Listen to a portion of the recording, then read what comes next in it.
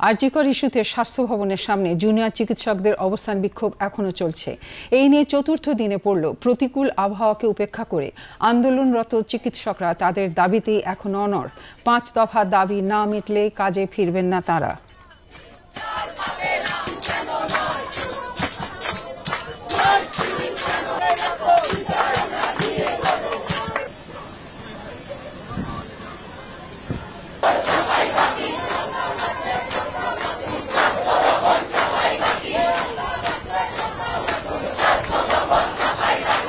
গত ৩৫ দিন ধরে আমার বোনের আমার কলিগের একটা নৃশংস নারকীয় পাশবিক হত্যার বিচারে আমরা রাস্তায় নেমেছি।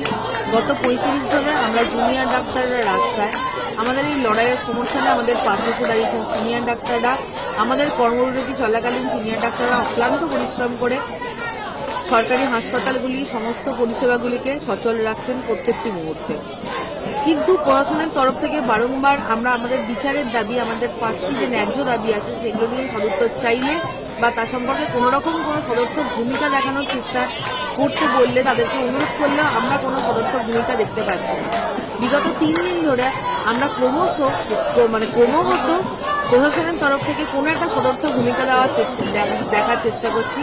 তারপরেও আমরা প্রশাসনের তরফ থেকে কোনো সদর্থক উত্তর পাইনি, আমরা কোনো সদুত্তর উত্তর পাইনি। সেজন্য আমরা বাধ্য হয়েছি আরও যারা উচ্চতর প্রশাসন আছেন সেন্ট্রাল, সেই জায়গা থেকে মাননীয় রাষ্ট্রপতি এবং মাননীয় প্রধানমন্ত্রীর কাছে চিঠি লিখতে। কি আশা করছেন আপনারা?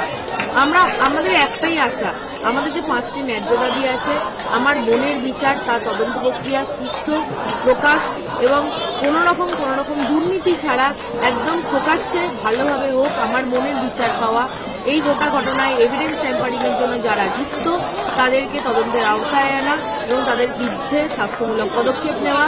স্বাস্থ্যক্ষেত্রে যে দুর্নীতি হয়েছে, এমনকি এই ঘটনার সঙ্গে আমরা যে এভিডেন্স ট্যাম্পারিংয়ের সঙ্গে যারা স্বাস্থ্য ভবনে যারা প্রশাসনিকভাবে যুক্ত তাদের প্রত্যেকের স্বাস্থ্য ভবন থেকে অপসারণ এবং তাদের বিরুদ্ধে শাস্তিমূলক পদক্ষেপ নেওয়া। কলেজের সুরক্ষা এবং গণতান্ত্রিকভাবে নির্বাচনের মাধ্যমে ছাত্রছাত্রী এবং ডাক্তারদের যে সম্মিলিত আওয়াজ, যে গণতান্ত্রিক আওয়াজ, তাকে সুরক্ষিত করার চেষ্টা। এই যে 5টা আমাদের দাবি, এই 5টা দাবির সদুত্তর এবং সেদিকে সদর্থক ভূমিকা দেখার এই 5টাই দাবি আছে।